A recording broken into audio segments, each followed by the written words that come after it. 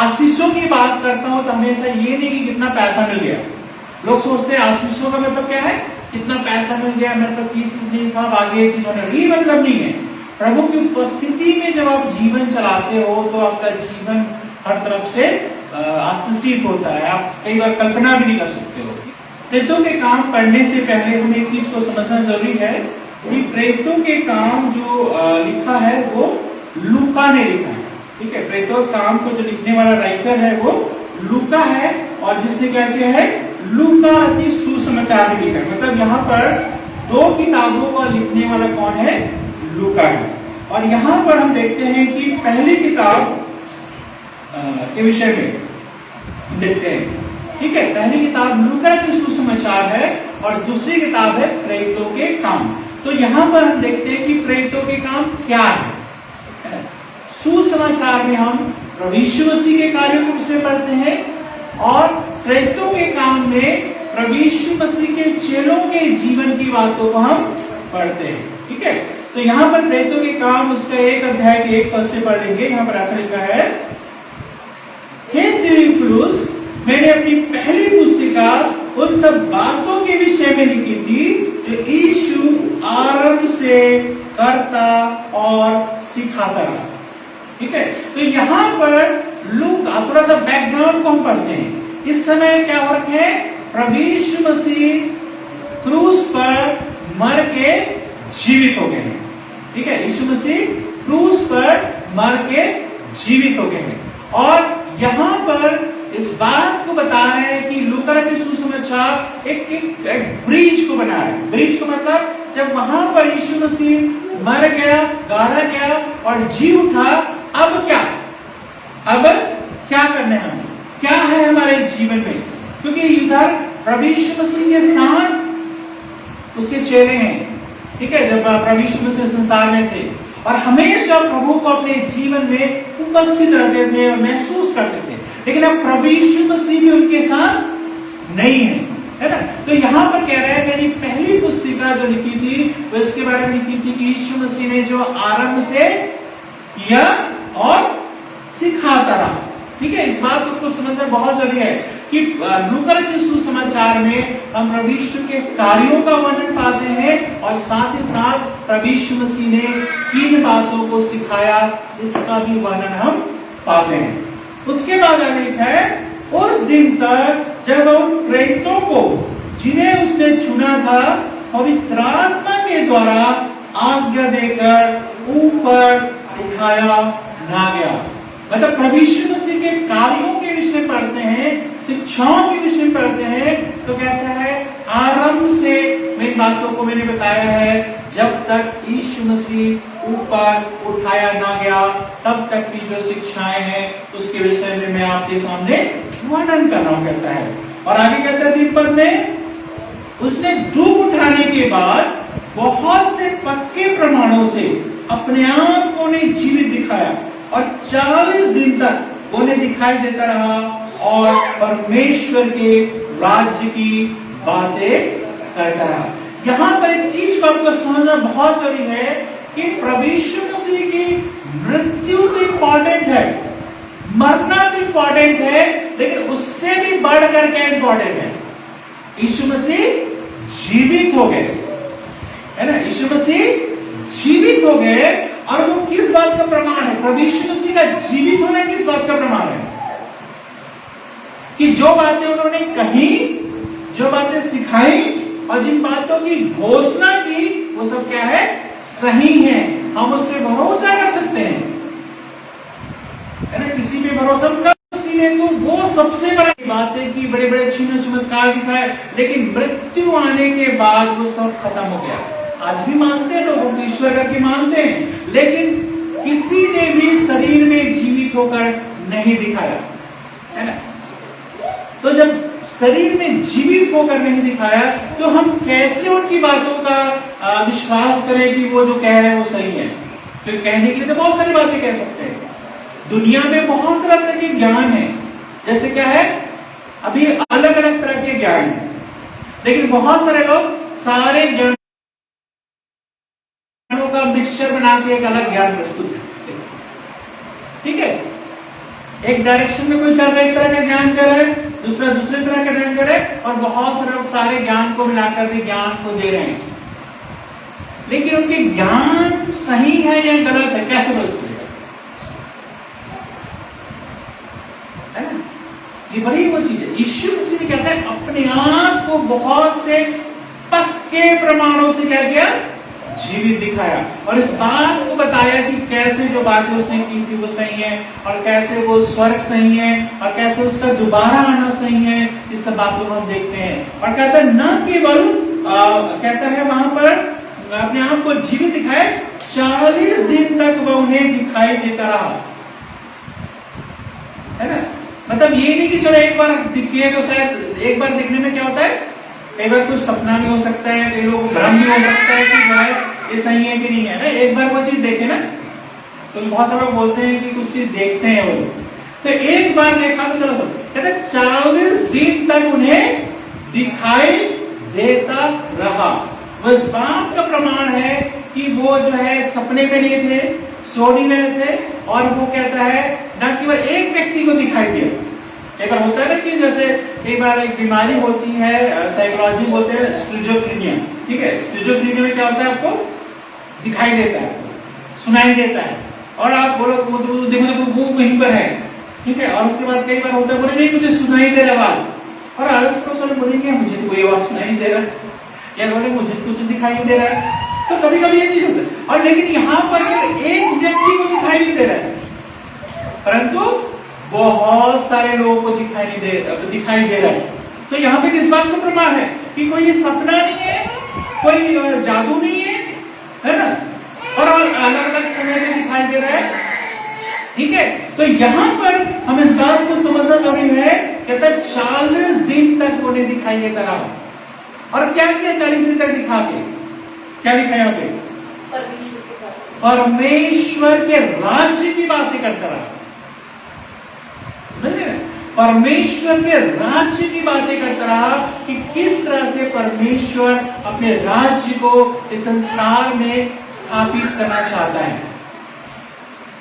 परमेश्वर किस तरह से इस संसार में अपने राज्य को स्थापित करना चाहता है, क्योंकि अपने जीवन में जब हम देखते हैं, चारों तरफ नजर उठाते हैं, हमें क्या नजर आता है? भले लोग ऐसा लगता है कि बहुत खुश हैं, लेकिन मैं बताऊं सारे परिवार को देख लो, सबके जीवन को देख लो, इतनी सारी कठिनाइयां, मुसीबत, पीड़ा, विरोध, लड़ाई झगड़े, आर्थिक तंगी, बीमारी, सबके जीवन में मृत्यु, है ना। इतने सारे क्वेश्चन मन में होते हैं कि क्या वाकई कोई परमेश्वर है? यदि परमेश्वर होता तो मेरे जीवन में इतना दुख क्यों होता? हर दिन हम समस्या का सामना करते हैं, हर दिन हम कठिनाई का सामना करते हैं, हर दिन हम पीड़ा का सामना करते हैं, लेकिन यहाँ पर इस बात को बताता है कि परमेश्वर का राज्य इस संसार में स्थापित हो रहा है। और जब परमेश्वर का राज्य पूरी तरह से संसार में स्थापित हो जाएगा, तब इन चीजों का सामना हमें नहीं करना पड़ेगा जिन चीजों का सामना आज हम कर रहे हैं। क्योंकि परमेश्वर के राज्य में इस तरह की चीजें नहीं होगी, अन्याय नहीं होगा। उस तरह से कोई पति अपनी पत्नी पे अन्याय नहीं कर पाएगा। उस तरह से किस तरह से कुछ लोग जो है संसार के साधनों का इस्तेमाल करते हैं और इतने अमीर हैं कि उनको पता नहीं कि कितना ज्यादा जो है उनके पास पैसा है, उस लोग भी उनकी हेल्प करते हैं। लेकिन कितने लोग इतने गरीब हैं संसार में जिनको नहीं पता कि आज खाना खाए हैं तो अगला खाना क्यों ऐसा हो रहा है।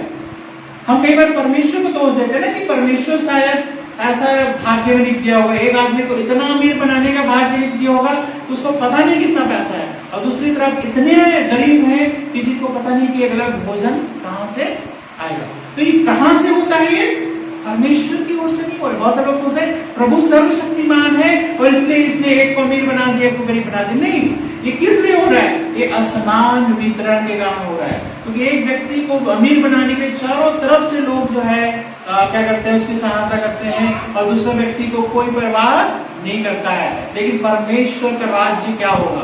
परमेश्वर का राज्य जब आएगा, जब आ रहा है, धीरे धीरे स्टैब्लिश कर रहा है, जहां अन्याय नहीं होगा, जहां बीमारी नहीं होगी, जहां गरीबी नहीं होगी। प्रभु यीशु मसीह ने क्यों बीमारियों को चंगा किया? तो सोचा प्रभु यीशु मसीह ने क्यों बीमारी को चंगा किया? प्रभु यीशु मसीह ने उस टेस्ट को करवाया कि कैसे जब परमेश्वर का राज्य आएगा तो इस तरह से लोग नहीं रहेंगे, है ना, कि बिना हाथ के है, बिना पैर के, बिना आंखों के, है ना, तो उसमें बीमारी नहीं रहेगी। और इसी परमेश्वर के राज्य के विषय में बातें करता है। तो प्रभु वचन दो तरह की बातें करता है कि परमेश्वर का राज्य संसार में आ चुका है, लेकिन अभी पूरी तरह से उसको हम अपने जीवन में अनुभव नहीं कर पाते। इसलिए तो आज भी हम बीमार पड़ते हैं, इसलिए आज भी हम कभी घटी का शिकार होते हैं और आज भी इन चीजों का सामना करते हैं। लेकिन एक दिन ऐसा आने वाला है जिसके विषय में बार बार बाइबल बताती है, और वो जीवन होगा जिसमें मृत्यु भी नहीं रहेगी, जिसमें न बीमारी रहेगी, न गरीबी रहेगी, न मृत्यु रहेगी। हम हमेशा काल तक क्या रहेंगे? जीवित रहेंगे। और ये हमारी आशा है। और इसी बात के विषय में प्रभु यीशु मसीह क्या करता रहा? बातें करता रहा कि आज तुम कठिनाई का सामना करते हो, लेकिन एक समय आने वाला है जिसमें इस तरह की कठिनाई का तुमको सामना नहीं करना पड़ेगा। और आप सोचेंगे वो जिस दिन आएगा हम तो नहीं रहेंगे, है ना? लेकिन क्या है बाइबल की आशा? क्या है पता है? जितने मसीह में मरे रहेंगे है? उनको भी नया शरीर मिलेगा। और वो कैसा शरीर मिलेगा? जो कभी नष्ट नहीं होगा, जो कभी नष्ट नहीं होगा। समझ रहे बात को? तो जो परमेश्वर के राज्य के लिए जब आज परमेश्वर में तैयार कर रहा है, तो फिर जब वो राज्य जब आएगा उसमें हम कोई 50 साल, 60 साल, 70 साल राज्य नहीं करेंगे, यह जीवन नहीं रहेगा। कहता है अनंत, अनंत काल। बहुत सारे लोग बोलते हैं कि बोलते हैं ना सनातनी है ना? अक्सर ये वर्ड हमेशा सुने होगा लोगों के मुंह से, सनातन, हम सनातनी है। लेकिन सनातन का मतलब होता है जिसका कोई आरंभ नहीं और अंत नहीं। वाकई में हम सनातनी होने जाते हैं, जिसमें हमारा अस्तित्व जो है हमेशा काल तक रहेगा। ये प्रभु यीशु मसीह के द्वारा आशा दी गई है। और क्यों हम मानते हैं सही है? क्यों हम यीशु की बात को माने? क्यों हम किसी की बात को न माने? उसे मर के जीव के दिखा दिया कि उसकी बातें सच है, उसका मृत्यु पे अधिकार है। यदि यीशु ने कहा कि वो हमें नया शरीर देगा, है ना, नया जीवन देगा जिसमें हम कभी नहीं मरेंगे, तब उस बात को कैसे विश्वास कर सकते हैं? क्योंकि खुद मर के जीव के उसे दिखा दिया, है ना, खुद मर के जीव के दिखा दिया। यदि मर के जीव के लिए दिखा दिया था, और आज से 2000 साल पहले प्रभु यीशु मसीह ने क्या बोला, क्या किया, उससे हमें मतलब नहीं होता यदि जीव के नहीं दिखाता। लेकिन उसे जीव के दिखा दिया, इस बात का प्रमाण है कि आने वाली बातों के विषय में जो प्रभु यीशु मसीह ने कही है वो सब कुछ क्या है? 100% सत्य है। उसकी बातों पर विश्वास हम कर सकते हैं। और इसलिए जो है कहता है परमेश्वर के राज्य की बातों को करता रहा।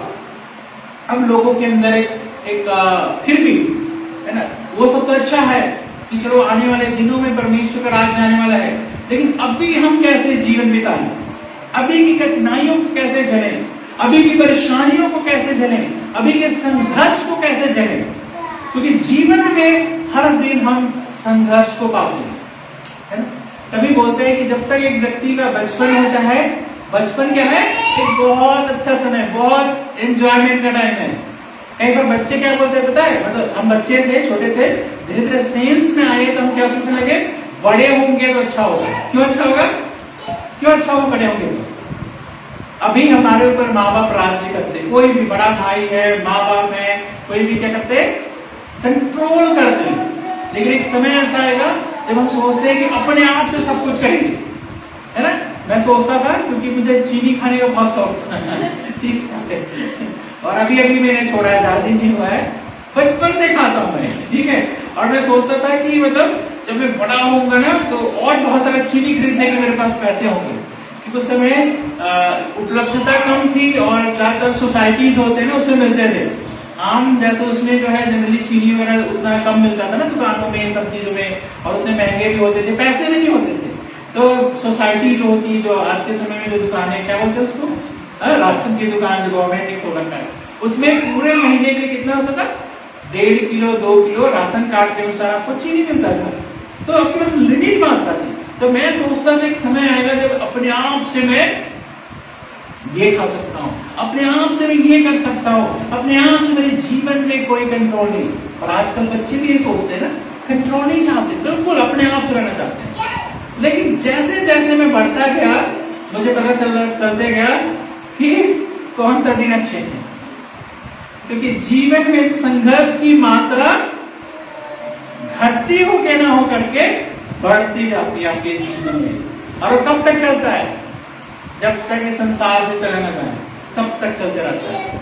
तो यहाँ पर कि जीवन की जो संघर्ष का सामना कैसे करें, कैसे हम विश्वास करें, कैसे उसके पीछे चलते रहें।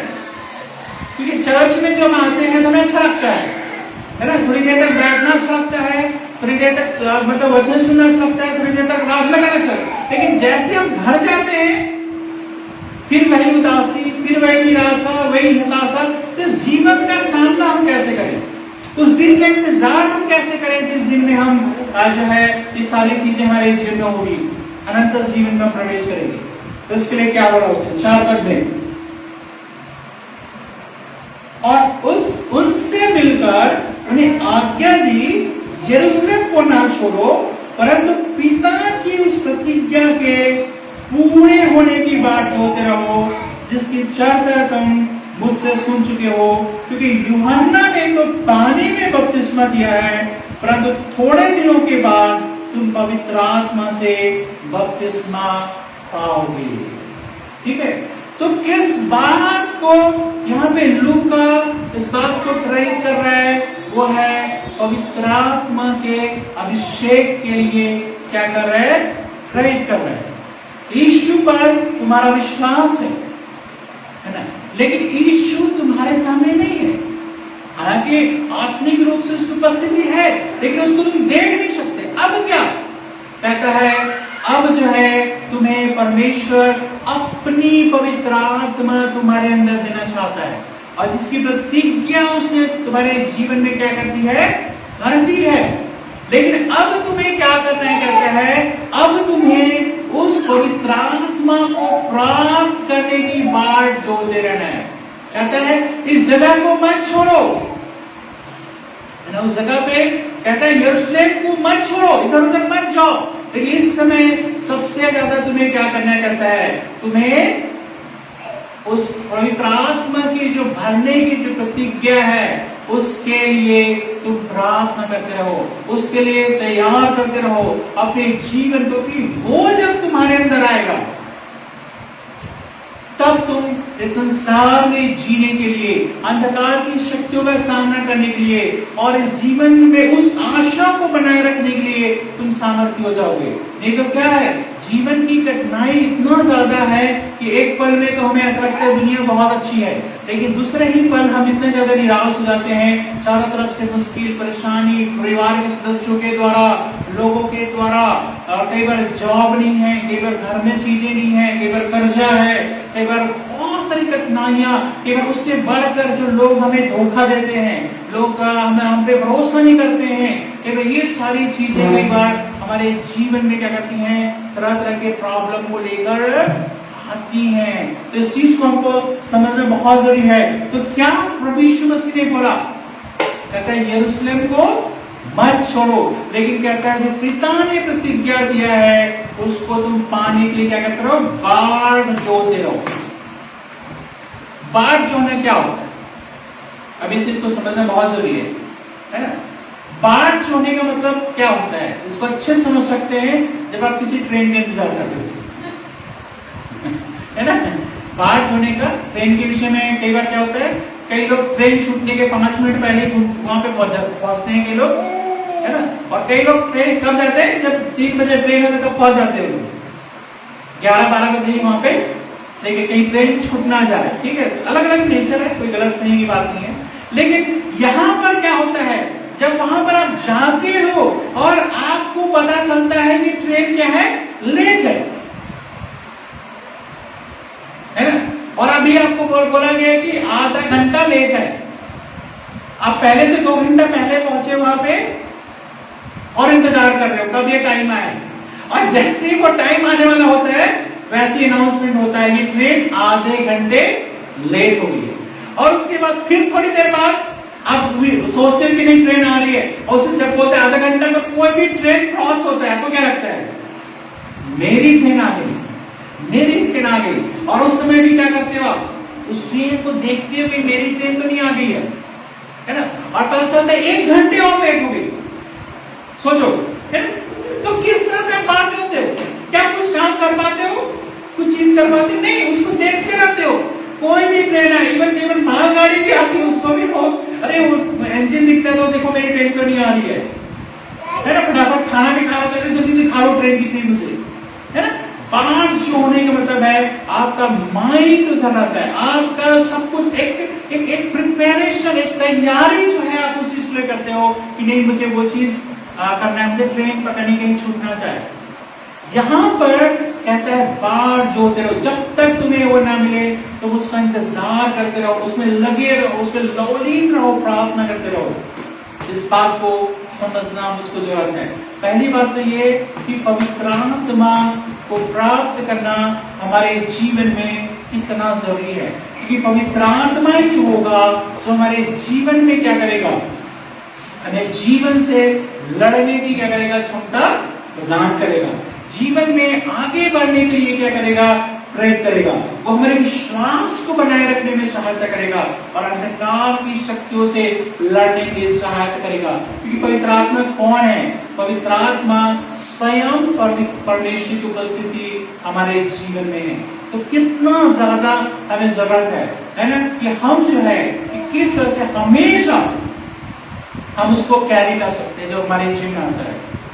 ठीक है, जहां हम जाएंगे वहां हो जाएगा। ठीक है, जो कुछ हम करेंगे प्रभु उसके साथ देगा और इन मुश्किल कठिनाई में घड़ी में हमारे साथ में रहेगा।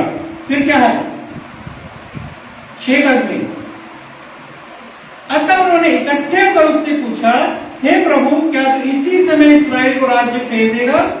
उसने उनसे कहा, उन समयों या कालों के विषय में जानना जिसको पिता ने अपने ही अधिकार में रखा है तुम्हारा काम नहीं, है ना। जनरली एक मन में उत्सुकता होती है ना, कि कब ऐसा होगा, कितना दिन और लगेगा, है ना, कब ऐसा होगा, कितने दिन और लगेगा, है ना, कब इस्राएल को राज्य फेर देगा कि अंत आ जाएगा। मतलब वो उसके विषय में पूछ रहे हैं ना कि परमेश्वर का राज्य कब से स्टार्ट हो जाएगा, क्या बहुत जल्दी है ना। तो यहाँ पर सबसे बड़ी चीज प्रभु यीशु मसीह सिखाते हैं कि कहते हैं उस पे तुम्हारा कंसंट्रेशन नहीं होना चाहिए कि ये कब होगा, ठीक है, लेकिन कंसंट्रेशन किस पे होना चाहिए कि जब तक वो ना आ जाए तुम्हें क्या करना है, तुम्हारा कंसंट्रेशन है वो इस पे होना चाहिए कि जब तक वो चीज ना हो जाए हम अपने जीवन को कैसे व्यतीत करते रहे। आज के समय में देखना आप लोग तो नए हो, कुछ लोग नहीं जानते, लेकिन इस बात को हम बाइबल में पढ़ते हैं कि प्रभु यीशु मसीह का दोबारा आना है, दोबारा प्रभु यीशु मसीह आएंगे, है ना।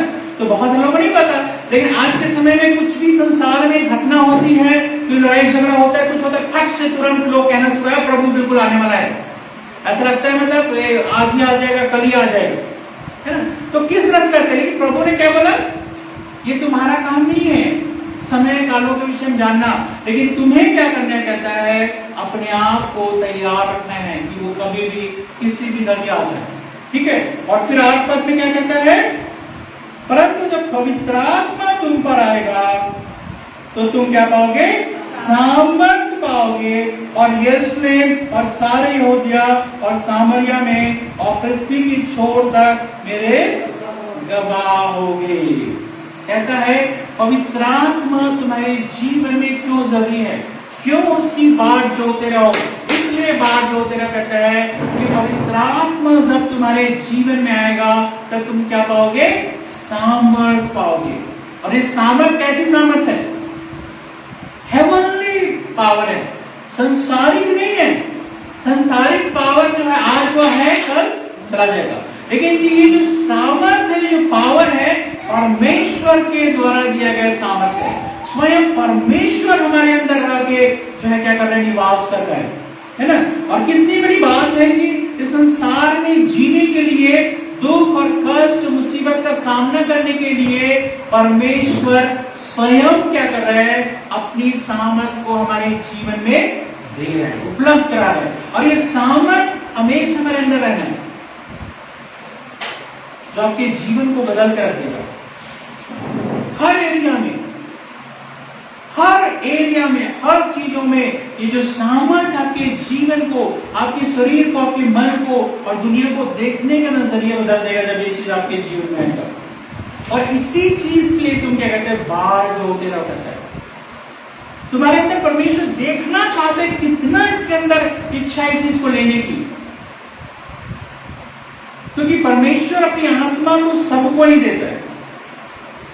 परमेश्वर अपनी हम जो मनुष्य हैं, देह प्राण आत्मा से बने हुए, हमारे अंदर आत्मा है, लेकिन ये परमेश्वर अपनी आत्मा किसको दे कहता है, जिसके अंदर बाट जोड़ने की क्षमता है, जिसके अंदर एक इंतजार करने की क्षमता है, जिसके अंदर एक लगन है, जिसके अंदर एक लौलिकता है कि नहीं मुझे ये चीज चाहिए।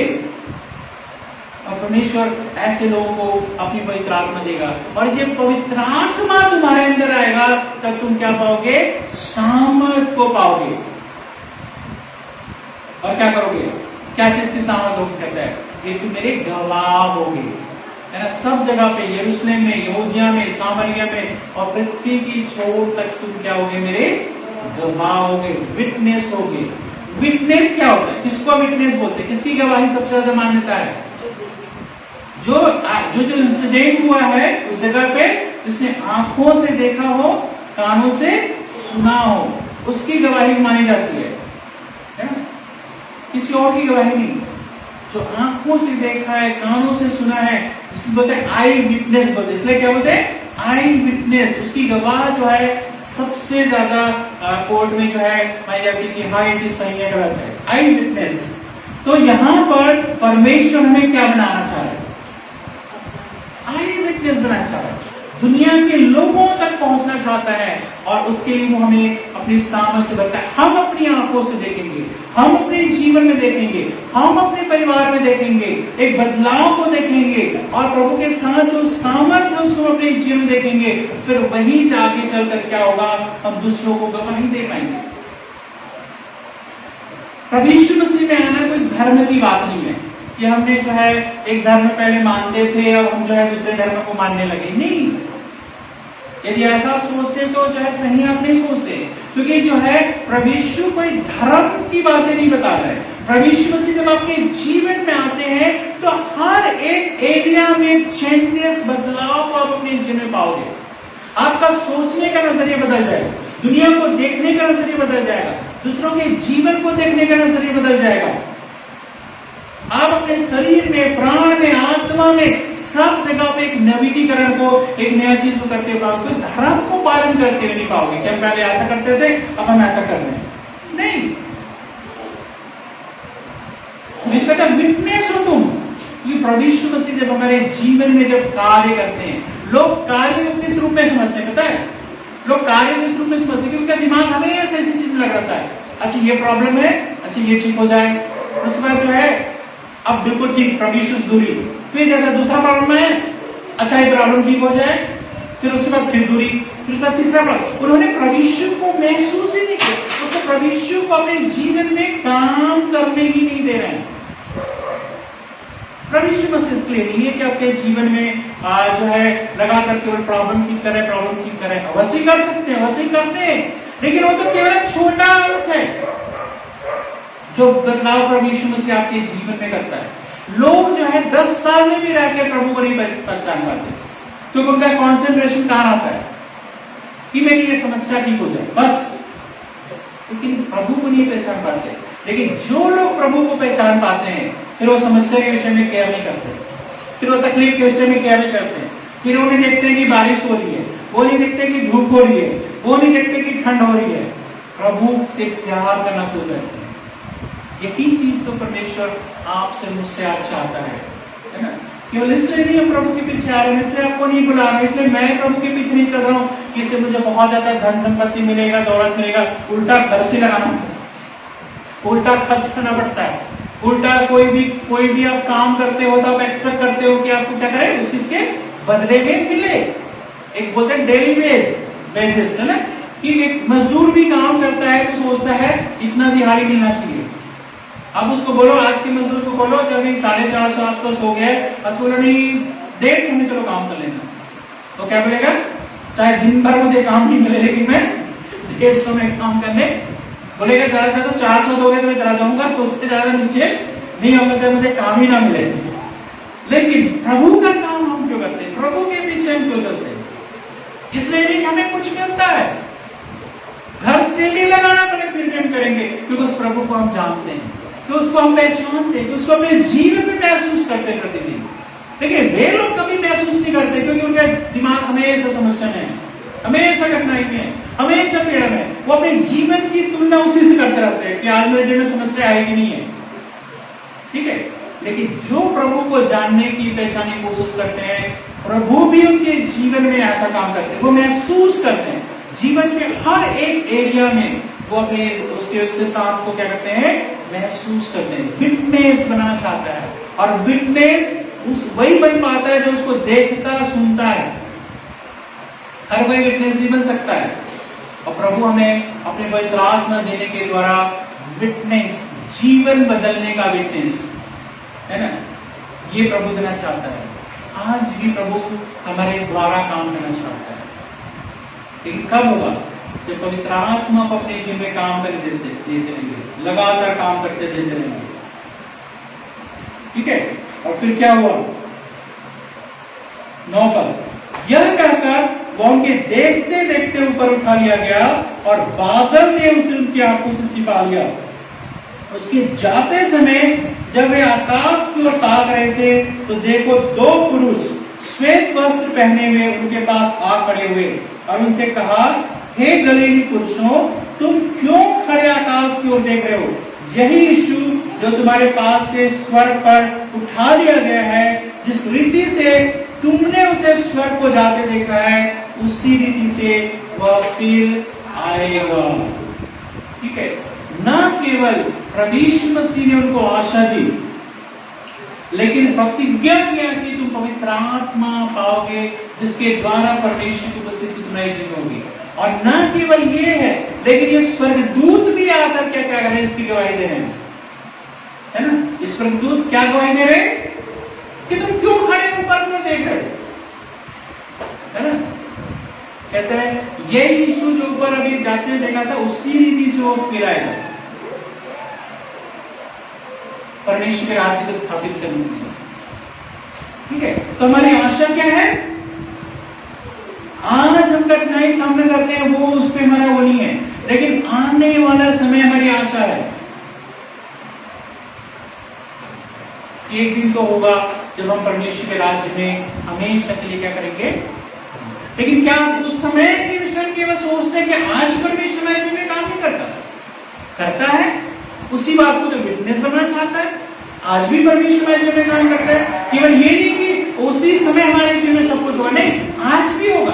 अब बस उतना टेस्ट हम नहीं कर पाएंगे उन चीजों को जो उस समय होगा, लेकिन आज भी परमेश्वर उसको क्या करता है, हमारे जीवन में करता है। उस रूप में नहीं करता, लेकिन आज भी हम परमेश्वर के साथ को अपने जीवन में हम हर पल पाएंगे।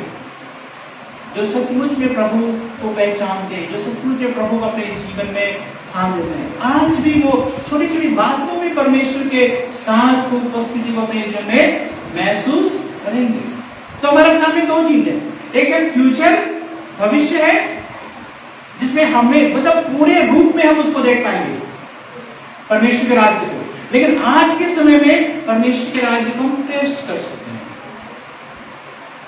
है ना, अपने जीवन में प्रतिदिन का अनुभव। मतलब यीशु मसीह कोई धार्मिक चीजें नहीं है, इसको आपने कर लिया आपको अच्छा महसूस हो रहा है। बहुत सारे लोग है ना, एक सेटिस्फैक्शन होता है ना लोगों के अंदर कि अच्छा मैंने ये व्रत कर लिया, अच्छा मैंने ये चीज कर लिया, एक संतुष्टि होती है। वो संतुष्टि की बात नहीं कर रहे हैं, आज भी परमेश्वर को अपने जीवन में प्रतिदिन चख कर देखना है, हर परिस्थिति में, हर पल में। अवश्य प्रभु आपके सारे समस्याओं को जादू के साथ ठीक नहीं कर देगा, लेकिन उस समय समस्या नहीं रहेगी। जिन समस्याओं का आप सामना कर रहे हो उस समय नहीं रहेगी, लेकिन आज की समस्याओं में क्या परमेश्वर हेल्प नहीं करेगा? करेगा। आज की समस्याओं में भी परमेश्वर आपकी हेल्प करेगा। अवश्य कई बार आपके जीवन से समस्याओं को पूरी तरह से खत्म नहीं कर देगा। इस चीज को आपको हमेशा ध्यान रखना है। आपको संघर्ष करना पड़ेगा, आपको लड़ना पड़ेगा। और केवल ये नहीं है कि आप प्रभु के लोग हैं तो आप लड़ रहे हैं, दुनिया में हर कोई लड़ रहा है। ऐसा तो है नहीं कि प्रभु को आप नहीं चलेंगे, पीछे नहीं चलेंगे तो आपके जीवन में सब कुछ अच्छा हो जाएगा और जो है आपको बाहर समस्याओं का सामना नहीं करना पड़ेगा। वरना मैं बता रहा हूं कि जो लोग प्रभु में हैं कम से कम उनके पास साथ देने वाला तो है। वरना दुनिया में जो लोग समस्या का सामना करें उनके पास साथ देने वाला भी कोई भी नहीं, अपने भी काम नहीं आते हैं। देखा है कि उसी परिवार के लोग इतने अमीर रहेंगे, इतने सब कुछ रहेगा, लेकिन उसी परिवार के लोग के पास खाने को नहीं है, बच्चों के फीस के लिए। एक ही परिवार है लेकिन एक के पास बहुत है, एक के पास तो क्या जिसके पास बहुत है वो दे देता है? कभी ऐसा देखा है कि जिसके पास बहुत है वो देते रहता है? नहीं, अपने सामने देखता है, फिर भी कभी भी नहीं होता है। लेकिन परमेश्वर के राज्य में ऐसा नहीं होता। ठीक है, एक आखिरी वचन पढ़ेंगे 12 पद में। तब जब जैतून नामक पहाड़ से जो यरूशलेम के निकट एक सप्ताह दिन की दूरी पर है यरूशलेम को लौटे। जब वे वहां पहुंचे तो उस अटारी पर गए जहां पतरस और यूहन्ना और याकूब और अंद्रयास और फिलिप्पुस और थोमा और बरतुल्मै और मत्ती और हलफई का पुत्र याकूब और शमौन जलोतेस और याकूब का पुत्र यहूदा रहते थे। ये सब कई स्त्रियों और यीशु की माता मरियम और उसके भाइयों के साथ एक चित होकर प्रार्थना में लगे रहे। क्या लिखा इनके साथ? एक चित होकर के ये सारे लोग प्रार्थना में लगे रहे। क्या उद्देश्य है इसमें? इस समय मेन पर्पस क्या है? किस चीज के लिए एक चित होकर के प्रार्थना करना है?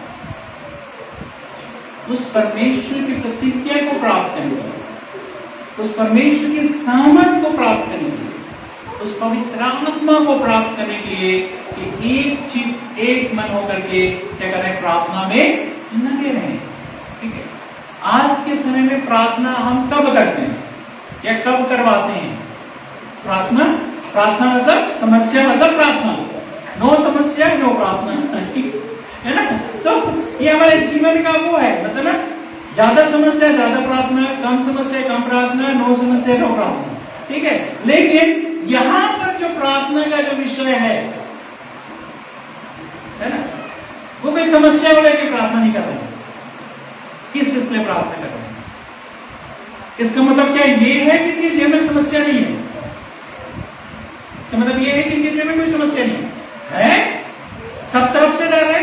फाइनेंशियली देखोगे तो ये लोग बहुत ही, कोई इनके पास प्रभु यीशु मसीह भी चले गए, इनके पास क्या रोजगार है? मछली पकड़ने का धंधा छोड़ के बाहर आ गए थे। आर्थिक समस्या है और जान को भी खतरा है, क्योंकि अभी अभी प्रभु यीशु मसीह क्रूस पे चढ़ाए और अब लोग जो उसके चेलों को भी ढूंढ रहे हैं। लोग सब तरफ से मुश्किल है, आर्थिक समस्या है, डर है, जीवन का डर है, फिर भी ये लोग क्या कर रहे हैं? किस इसलिए प्रार्थना कर रहे हैं? अपने जीवन को प्रभु के हाथ में सौंप रहे हैं और प्रार्थना करें प्रभु की आपकी पवित्र आत्मा में दे। समझ रहे अंतर को? आज हम प्रार्थना क्यों करते हैं और हम प्रार्थना के विषय क्या होता है?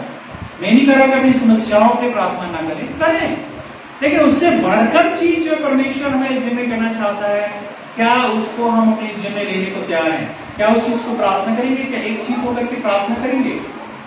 क्या हम प्रार्थना करेंगे चीज होकर कि प्रभु मुझे इतने दिन हो गया पवित्र आत्मा नहीं मिला है, मुझे पवित्र आत्मा से भरना है, मैं कुछ नहीं जानती, मुझे पवित्र आत्मा से भरना है। प्रभु ये समस्याएं आती जाती रहेंगी, ये करना है तो, लेकिन मुझे पवित्र आत्मा से भरना है, मुझे आपको और भी ज्यादा महसूस करना है, आपको और भी ज्यादा मैं आपके प्रेम में बनना चाहता हूं। समझ रहे हैं? और भी ज्यादा परमेश्वर सामर्थ्य में आपके पीछे चल सकूं, आपकी गवाही दे सकूं। समझ रहे? प्रभु के पीछे चलना और जो लोग प्रभु के पीछे चल रहे दोनों में बहुत अंतर है। प्रभु के पीछे चलना सिंपली ये नहीं होता है कि विश्वास का मतलब कि हाँ मैं समस्या है, मैं विश्वास करता हूँ कि प्रभु मुझे ठीक करेगा, चंगा करेगा, ये विश्वास है। विश्वास ये है कि जब आप प्रभु से सच्चे मन से प्रेम करते हुए आप उसके पीछे चलते हैं, जब उसकी कठिनाई का भी सामना करना पड़ेगा। आज के समय में हम किसको देखते हैं? लोगों को देखते हैं, भीड़ को देखते हैं, लेकिन कई बार इस चीज को समझ नहीं पाते वो क्यों प्रभु के पीछे चल रहे हैं। इसलिए नहीं चल रहे कि उनको प्रभु चाहिए, वो इसलिए चल रहे हैं क्योंकि उनके घर की समस्याएं दूर हो, उनके जीवन की कठिनाई दूर हो, बस उनका ये उद्देश्य। हमेशा यही चीज होता है, बच्चा होता है रोते रहता है, सो जाएगा, खा पी के सो जाएगा, फिर भूख लगेगी फिर रोएगा, तो फिर सो जाएगा, तो फिर भूख लगेगा फिर रोएगा। तो बहुत सारे विश्वासी लोग आजकल ऐसे ही है, उनके जीवन में हमेशा देखते रहते हैं आज ये प्रॉब्लम है तो ये ठीक हो जाए, बस हाँ ठीक है प्रभु ने काम कर दिया, दूसरे दिन ये चीज हमेशा अपने जीवन की तुलना इससे करते हैं। कभी इस बात को सोचते हैं कि प्रभु ने मेरे जीवन में बदलाव चाहिए, मुझे अपने शब्दों में कंट्रोल करना सीखना है, मुझे अपनी बुरी आदतों पे कंट्रोल करना सीखना है, मुझे प्रभु से प्रेम नहीं है, मैं उसके पीछे चलना सीखूंगा, मैं मेरा पूरा समर्पण नहीं है, मैं उसको समर्पित करना सीखूंगा। ये क्या हम सोचते हैं कि प्रतिदिन चेक करते हैं चेक लिस्ट में, क्या दिन भर में पवित्र जीवन बिताया मैंने, आज मैंने प्रार्थना की, आज मैंने वचन पढ़ा, आज मैंने प्रभु के साथ समय बिताया, मेरे सामने परीक्षा थी गलत करने के लिए कि मैंने नहीं किया। क्या इस चीज को चेक करते हैं रात को, या सिर्फ इस चीज को चेक करते हैं कि आज दिन भर में कहा क्या दिक्कत हुई मुझे? समझ रहे बात को? लोग चर्च क्यों आते हैं? आप और मुझको चर्च क्यों आना है? मैं नहीं कह रहा हूं कि समस्या को आपको अनदेखा कर देना है, कि मैं नहीं कह रहा हूं चप्पल की तरह बाहर उतार के आने, नहीं, आप समस्याओं को भी प्रभु के पास लेकर आओ। मैं कभी ऐसा नहीं सिखाऊंगा कि अपनी समस्याओं को बाहर छोड़ दो ताकि आप जाते समय फिर वापस लेके चले जाओ, नहीं, समस्याओं के साथ आओ, लेकिन फिर भी जो कॉन्सेंट्रेशन है, जो हमारा जो मेन जो चीज है वो परमेश्वर में रखे। तो यहाँ पर पवित्र आत्मा के लिए कहता है एक चीज होकर के प्रार्थना करना और उसको पाना हमारे जीवन में बहुत जरूरी है। बिना पवित्र आत्मा के आप इस संसार का सामना नहीं कर सकते, बिना पवित्र आत्मा के आप संसार के लोगों का सामना नहीं कर सकते, बिना पवित्र आत्मा का आप अंधकार की शक्तियों से सामना नहीं कर सकते। पवित्र आत्मा जब आपके अंदर आएगा, दुष्ट आत्मा आपको देख के डरेगा, आपके पास आने से डरेगा, आपके घर में घुसने से डरेगा कि कहीं वो ना आ जाए, जिस जगह में आप जा रहे हो वो उधर उधर दिखेगा, क्योंकि पवित्र आत्मा से भरे हुए इंसान से जो है उसको डर लगता है। आज भी डरता है वो, आज भी उसको असर। इसलिए तो जब पवित्र आत्मा से भरा हुआ व्यक्ति किसी घर में जाता है तो जिसके अंदर दुष्ट आत्मा देखना उसको अजीब सी चीजें होने लगती है। क्यों होता है? डर। कई बार लोग, परमेश्वर के लोग डरते हैं कि वहां जाने से ऐसा ना हो जाए, लेकिन एक्चुअल में दुष्ट आत्माएं डरती है कि ये ना हो जाए। ठीक है, तो इस चीज को आपको समझना है। आपका जो मेन फोकस अभी होना चाहिए कि प्रभु मुझे अपनी पवित्र आत्मा से भर, अपनी सामर्थ से भर, जो मुझे सहायता करेगा ताकि आपकी गवाही मैं लोगों के जीवन में दे सकूं। आइए इस समय अपनी आंखों को बंद करें, थोड़ी देर खड़े हो जाएं और इस समय हम अपने जीवन को प्रभु के हाथों में रखें और उससे प्रार्थना करें और उससे कहें, प्रभु आज मैं आपकी सामर्थ से, आपकी पवित्र आत्मा से भरना चाहता हूँ। तो जाने ने भाषा का वरदान दे और उस पवित्र आत्मा से भर दे, जिसके द्वारा प्रभु मैं आपकी सामर्थ के साथ दुनिया का सामना कर सकता हूँ।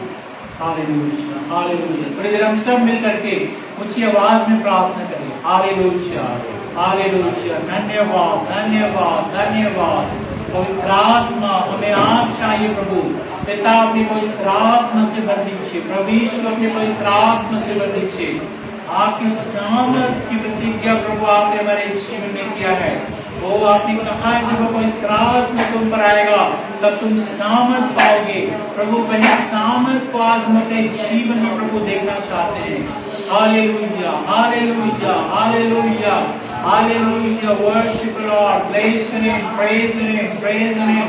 Hallelujah, glory God, glory God. Holi spirit, इसी वक्त हमारे अंदर से डर की आत्मा को, हमारे अंदर चिंता की आत्मा को, हमारे अंदर निराशा की आत्मा को, हमारे अंदर घबराहट की आत्मा को निकाल बाहर कर दो। और इस वक्त अपनी उपस्थिति के द्वारा हमें पूरा चंगाई और पूरा छुटकारा पिता परमेश्वर इस वक्त हमें दे दे प्रभु, हमें छुटकारा दे दे प्रभु, हमें छुटकारा दे दे प्रभु, हमें छुटकारा दे दे प्रभु जी। हम अंधकार की शक्तियों से लड़ रहे प्रभु, आप अपनी सामर्थ्य में भर दे, अपने पवित्र आत्मा से में भर दे, ताकि उस शांतमय प्रभु में देख के खतर काम नहीं पाए, हमारे घर में घुसने की हिम्मत ना करे, हमारे शरीर को छूने की हिम्मत ना करे, हमारे कामों को छूने की हिम्मत ना करे, वरन प्रभु जी डर के भाग जाए।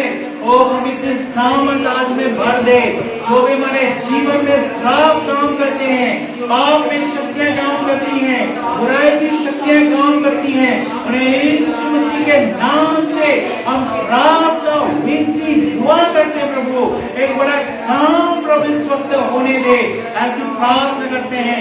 हमें से हर एक को अपनी पवित्र आत्मा से भर दे, अपनी सामर्थ से भर दे, अपने वचन से भर दे। ओ प्रभु आपको प्रतिदिन में अनुभव करना चाहते हैं, हम आपसे प्रतिदिन मिलना चाहते हैं, आपको अपने जीवन में प्रतिदिन प्रभु जी देखना चाहते हैं। Hallelujah hallelujah hallelujah.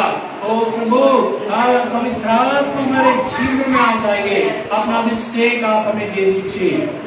दया कर हमें से जो कोई बीमार है, तकलीफ में है, आप उन्हें छू के चंगाई दें, और प्रभु आपकी महिमा हमारे जीवन में प्रभु होती रहे पिता। धन्यवाद सब बातों के प्रभु जी, तेरे नाम को हम महिमा देते हैं, बड़ाई करते, प्रशंसा करते, पूरे सप्ताह भर आप हमें संभाल के रखिए पिता परमेश्वर, और कोई भी अंधकार पाप और बुराई की शक्ति प्रभु हमारे जीवन में काम न करने पाए। वो प्रभु इस वक्त बहन सपना के लिए प्रार्थना करते हैं, उनके पति रोहित के लिए, उनके दोनों बच्चों के लिए हम प्रार्थना करते प्रभु यीशु के नाम से, उस घर में प्रभु एक बड़ा काम प्रभु जी होने पाए, ऐसे हम आपसे विनती करते हैं। कोई भी अंधकार पाप बुराई की शक्तियां उनके जीवन को प्रभु छूने ना पाए, और प्रभु आपकी उपस्थिति उस घर में होने पाए। जितने लोग हमें देख रहे हैं प्रभु, हर एक के जीवन पर अपना अनुग्रह दें, तेरी महिमा हो। धन्यवाद के साथ प्रवेश के नाम से आमीन। अब हमारे परमेश्वर पिता का प्रेम, परमेश्वर का अनुग्रह और पवित्र आत्मा की सहभागिता हमें से हर एक के साथ रहे।